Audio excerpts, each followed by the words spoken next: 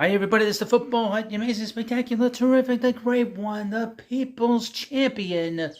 Your host, the Hut, and welcome back to the football. I hope you like this video and subscribe. So we're talking about the New York football teams here in this video. Obviously, I'm a Giants fan, but I do have some interest in what the Jets do. So I do want to see the Jets win, believe it or not. I'm not one of these Giants fans that doesn't want to see the Jets be successful. I do laugh when some of these unhinged Jet fans cry and complain. That I find amusing. But to be honest with you, it's time for the Jets to win. And quite frankly, it's been a long time since the Giants won. We saw the Giants play the Raiders on Sunday at 4:30. I was all like hyped up to watch the game because Daniel Jones was coming back. I was like, all right, we'll watch the game. I don't think they're going to beat the Raiders, but I was like, you know what?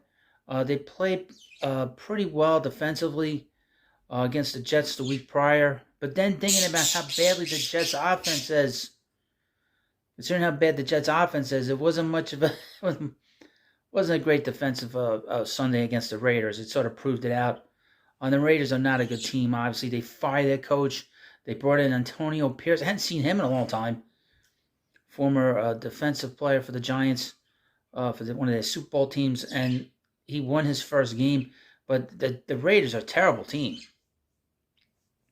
And to see the Giants sort of not have much of an effort, I have a question. It's a very simple question. If you're a Giants fan out there, why has Brian Dable still been doing this thing where the Giants have fourth down and he goes for it? Why does he keep doing that?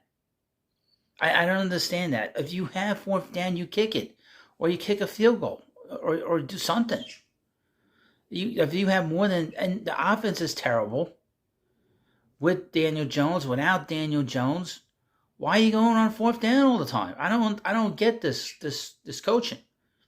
That doesn't make any sense to me. Now, obviously, Daniel Jones is out for the rest of the season. He tore his ACL, which is a ligament in his knee, so he's out for the rest of the year. Who knows if he might have played the last game for the Giants. And someone had said to me, "Oh, the Giants are terrible." I was like, you know what? The Giants are going to lose every game now for the rest of the season. And the funny thing is the Giants are going to be playing on Christmas. Is anybody going to be there? Anybody going to watch that game? I don't even remember. Is the game at the MetLife Stadium? I couldn't tell you. That's how I just don't, my sort of enthusiasm for the Giants is shot. Completely shot. But it's interesting to talk about this stuff because now we could talk, I guess, if the Giants completely collapse this season, they can try to get the two number one and the number 2 pick in next year's draft. As you know, there's 2 big quarterbacks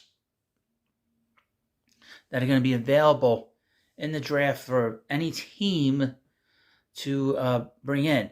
And the Giants are desperate for a real franchise quarterback. It just didn't work out here with Daniel Jones. He's had too many turnovers in terms of the coaching staff. He's had a lot of coordinators. It's a little unfair what's happened to him over the last few years, and hopefully, if he moves on, or he moves on or whatever, he can find some stability. I think he'll be a good player in the NFL, but the guy needs protection. He's got no protection.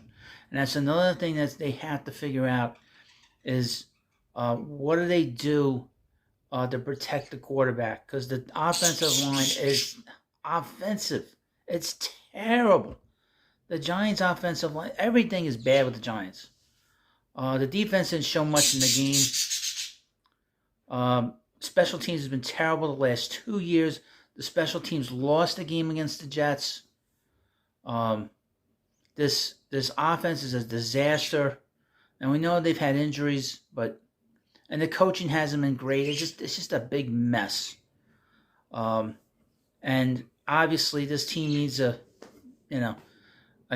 break away from Daniel Jones and move on to somebody else. Now, let's talk about the other team in town, the New York Jets. The New York Jets are terrible. They are about as bad as you could possibly get. But their defense is great. The Jets' defense is great. and they wasted the last few weeks, and really the last month or two, having Zach Wilson be this quarterback. He is not a winning player.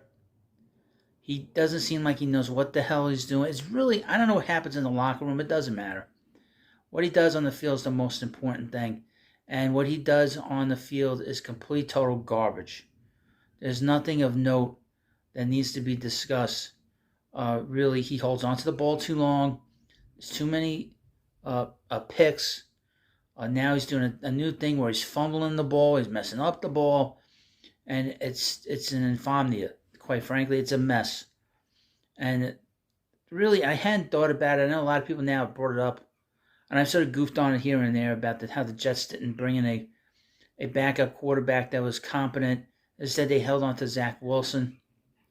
And they should have brought in a better backup quarterback to back up Aaron Rodgers, especially considering his age and the fact that as you get older as a player and as an athlete, you're more susceptible to injuries. And Joe Douglas did not do a good job bringing in a better backup quarterback. And they didn't make any moves at the trade deadline. They needed to get some more offensive help. They needed to get a better quarterback. Now, obviously, the Vikings weren't going to make any kind of move because they were playing good. They're in the hunt. But then Kirk Cousins, he hurt his Achilles. Another guy, Achilles tendon seems to be the big injury du jour this year for a lot of players. And it hit Kirk Cousins late in the season, but in the last few weeks, like last week.